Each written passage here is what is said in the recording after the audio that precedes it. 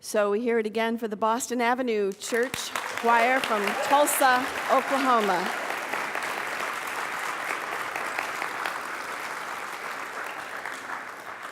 They spent the day yesterday at Pike's Market, Seattle Center, the Chihuly Glass. They put in a full day and passed out last night, apparently.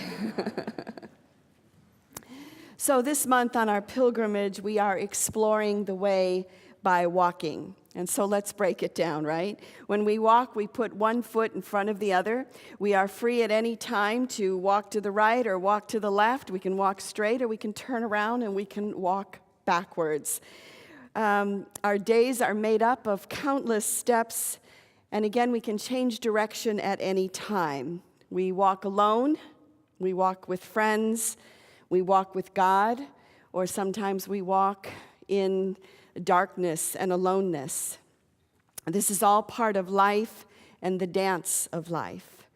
We walk this way with our loved ones for a while, and then we go apart, and then we come together, and sometimes we go apart in this lifetime anyway, for forever. And we have lost this week our beloved friend, Robbie Fonstock, and he was one that many of us have walked with in this community for many, many years. Robbie was the board president when Steve and I applied for the church here at Seattle Unity, and I ended up sitting next to him at one of the many meals we had.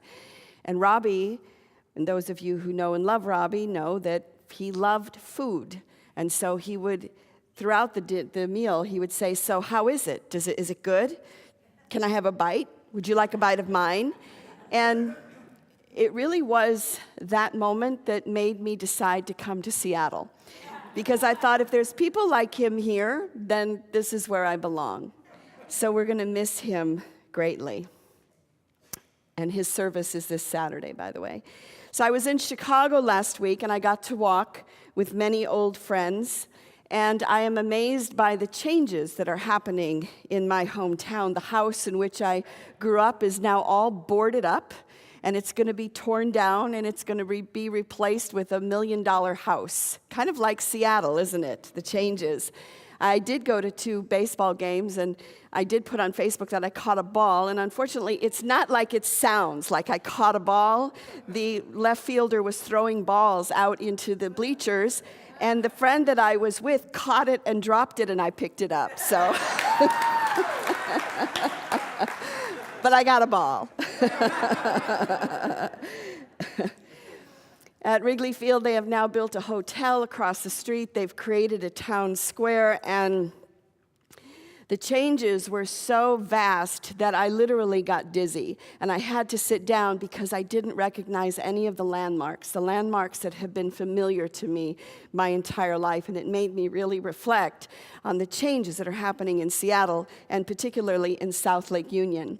And I recognize that one of the reasons that I like to go to Wrigley Field, I always sit in the same place if I can, in the bleachers, because for me, it's a place that doesn't change, even though everything's changing around it. The sun always moves in the same direction. The shadows, I know the shadows very well. I know the plays. And so for me, it's an anchoring place. And so my question to you is, what is that anchoring place for you in your life as you go through so many changes? Or there's so many changes going on around us that I know sometimes when I step out the door here, I'm like, where am I? This building wasn't here recently, and now there's a brand new skyscraper around me. So when we have these kinds of changes, it's important that we stop and that we settle and that we have that place that we can anchor into. So as we walk through life, there are signs that point the way. And the signs come in the form of opportunity. They come in the form of a chance meeting that can change your life. It can happen with a song or a book that falls off a shelf. Or sometimes, you might even overhear a conversation that has nothing to do with you. I remember when I was at the yoga retreat center many years ago, and I was thinking I had to get home soon, and I was listening to a conversation of people next to me, and this guy was saying, "I would like to stay, but I got to go home." And he goes, "Why?" He goes, "Well, because I've got to go back to work. I've got to go back to my life." And the other guy said, "Well, why don't you make what you have to do what you want to do?" And he was talking, they didn't even know I was there listening, but I heard it. And I thought, and a light went off in my head, and it was like, why don't you make what you have to do, what you want to do?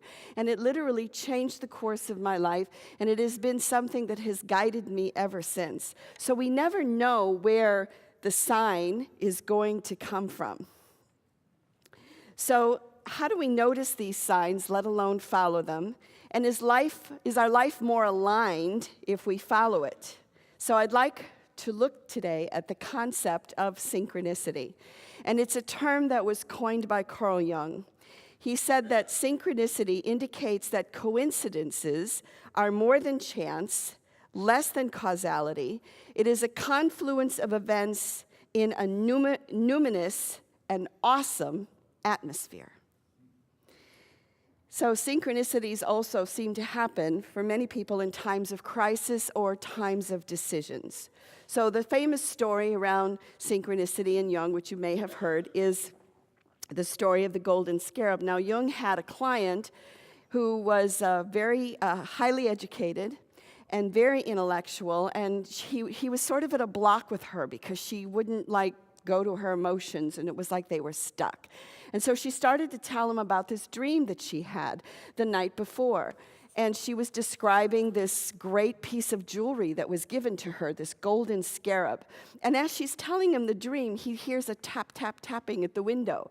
So he goes to the window, and he opens it, and there is a beetle, a scarab. And it was golden in color, and he reached out, and he grabbed it, and he said, "Here's your scarab." And it was that moment for her that it broke her open, because it was like her dream had bled through into waking life. Has that ever happened to you? Where your dream has sort of manifested or bled through into your waking life? So she had a breakthrough in that moment. And interestingly, the scarab represents transformation and metamorphosis, which is exactly what she needed in that time. So dreams are one way that God spoke in the Bible. He spoke, however, he did speak to prophets directly, like Moses. He just spoke directly to them. But everybody else, more or less, he spoke in dreams. So we think of Joseph when he was concerned about Mary, and in a dream he was told it's fine. Or when they were in Bethlehem and Joseph was warned in a dream to go home by another way. The wise men were warned in a dream to go home by another way. And so we too can receive that guidance through our dreams. We have an amazing resource that's available to us that goes untapped. Our dreams can give us insight, wisdom, direction, and then what better way to receive guidance but then at night? So listening to our dreams is a form of walking with God. Charles Fillmore, co-founder of Unity, said it this way: God is speaking to you, God is talking direct to you, and if you learn to interpret your dreams, you will know what the Father is saying. You will know what you shall do. You will know every step of the way. It's one way that our footsteps are guided, because it gives us a barometer for what is currently going on in our lives. Now, you may say, I don't remember my dreams, so this is not going to work for me. I don't remember the details. I don't know how to interpret them. And the truth is, I think one of the best ways to deal with our dreams is to ask yourself, you don't have to remember every little detail and every little thing that's going on, but ask yourself, if you remember part of the dream, what is the feeling of the dream? Were you scared? Were you uncomfortable? Were you happy? Were you excited? What is the feeling of the dream? And then go from there, because that is a guide. It can direct us into one, either showing us the way, or it also can give us a hint about what's going on in my life right now, right? Like, what am I feeling? What's going on? Who are the characters? What's happening? So it's a way that spirit speaks to us. It's the way that our subconscious speaks to us. So a dream popping out into waking life is one sign. But there's also other examples of meaningful coincidences. So Frank Morgan is an actor, and he played the role of the wizard and the traveling salesman in The Wizard of Oz. Remember that guy? So when he got hired for the job, he said, I would like to make my own costume. I don't want you guys to create my costume. I know this character, and I want to make the costume. And they're like, fine, whatever. So they had like a secondhand rack at the MGM studios, and he decided he would pour through there. And so he found pants and a jacket and hat and the whole thing, and he created his outfit. He was the wizard. He was the traveling salesman. And he really felt that. So one day on the set, when he's waiting, to be filmed, he had nothing to do, so he takes off his jacket and he starts looking through it, and he turns the pocket inside out. And sewn inside the pocket was the name L. Frank Baum, who, for those who don't know, is the creator and the writer of The Wizard of Oz. It was his coat. And so there's this synchronicity, there's this meaningful coincidence that here's a guy who was the wizard as an actor, and the creator of the wizard it's almost as if he was being blessed, right? Like he's wearing the coat of the creator. So that's a small coincidence. It's like, that's cool, that's pretty cool. But I think that synchronicities and coincidences can move to even a higher level. And so the next account that I want to share with you is from the book Small Miracles by Halberstam and Leventhal. Because sometimes a meaningful coincidence can rise even higher, take us to a higher place than where we are normally. So this is a true story, and his name is Adam Rilkes. And Adam survived the Holocaust. The rest of his family did not. They all died in the Holocaust. And so he resettled in Ohio, and his commitment was to his family that he was going to raise them in Judaism. He was going to make sure they went to Hebrew school, they were going to go to the synagogue, and he was going to make sure that his children understood his family and their ancestors, the legacy that they carried. So he did this with his children. However, like all kids, his son rebelled. When his son was, 17, 18, whatever, his son said, you know what, Dad, I don't believe in Judaism. I don't want anything to do with it. I don't want to go to synagogue. I'm done. And his father is like, how could you say this? Do you know what your family went through? Do you know the heritage that you carry? You can't turn your back on Judaism. And he said, Dad, I'm out of here. He said, I've got a different path, and I'm going to travel, and I want to go to India. I'm being called to India. And so his father was so upset because the whole family had died in the Holocaust, and it's like, how can you turn your back on your heritage? So his father said to him, get out. Just get out of my house. He said, never come back. You are not my son. I disown you from my heart. I disown you from my soul and from my life, and I never want to see you again. And the son said, fine with me, and the son took off and traveled to India. Now, this is the days before Facebook, before cell phones, when if you really were gone when you left, right? You really were gone. If anybody knew where you were, it would still take a month probably for a letter to find you. So he travels and lives in India literally for like 6 years.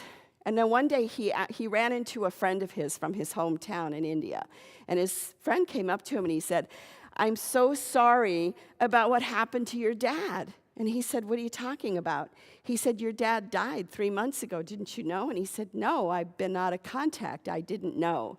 And of course, once hearing that his father was dead, it's like, and again, we get to walk this life with people for a while, don't we? And sometimes we think, well, they're going to be around forever, but the truth is none of us are.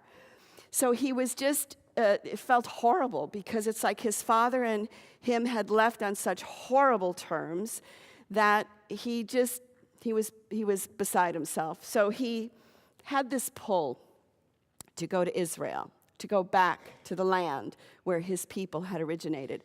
So he goes to Israel, and he finds himself at the Wailing Wall, and he gets a prayer book, and he goes to the wall, and he just puts his head against it, and he's crying, and he's begging for his father's forgiveness. He's like, Father, I'm so sorry. I didn't mean to hurt you. And if there's any way that you could forgive me, it would be a blessing.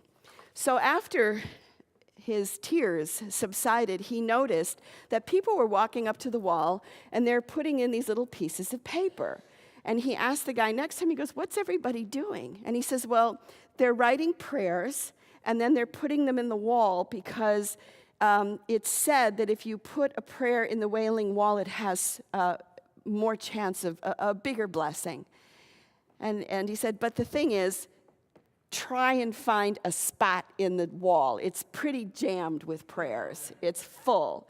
So the son writes a prayer to his father, and he says this: "Dear Father, I beg you to forgive me for the pain that I caused you.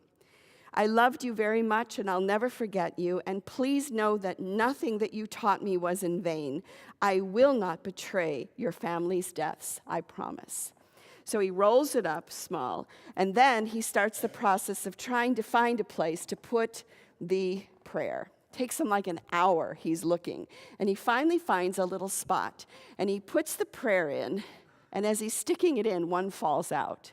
And he's like, ugh. So he picks it up, and he says he doesn't know what caused him to do it, but he decided to open it and read it. And this is what it said: "My dear son Joey, if you should ever happen to come to Israel and somehow miraculously find this note, this is what I want you to know. I always loved you, even when you hurt me, and I will never stop loving you. You are and always will be my beloved son. And Joey, please know that I forgive you for everything, and only hope that you in turn will forgive a foolish old man." And the note was signed, Adam Rilkist of Cleveland, Ohio.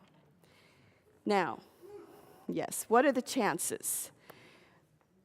Einstein said, coincidences are God's way of being anonymous. And so in this case, there's a higher order that is being played, is it not? An order that is leading to forgiveness, that is leading to healing. And I think that's what all the meaningful coincidences, the synchronicities in our life are leading to. I believe that Einstein must have had many meaningful coincidences in his life. How about you? You had many? Few here and there? And what are the signs guiding you right now? What is your soul being led to at this moment? Because we're free to walk forward. We're free to go back. We're free to go left and right. We're free to walk alone or with God or with our friends and families. And then we must part. So I'd like to take this into prayer, this idea of walking together, this idea of listening and our steps being guided and directed.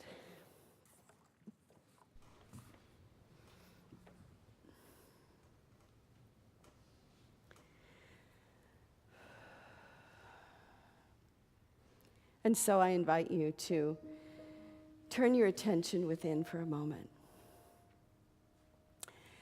And just think of all the people that have walked with you along your life. That some are here, some have gone, some you leave for a while, and some you come back with. And as we walk, we know that every step that we take is divinely guided. And if we look, there are signs. There are arrows that are saying, go this way, go that way.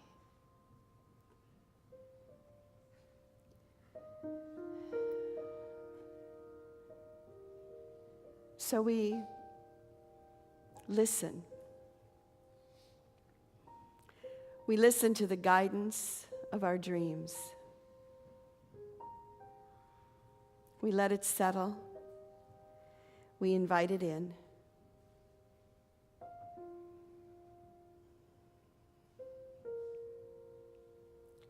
And we are blessed as we walk this journey together. And we do affirm this in the name and through the power of the living Christ. And it is so. Amen.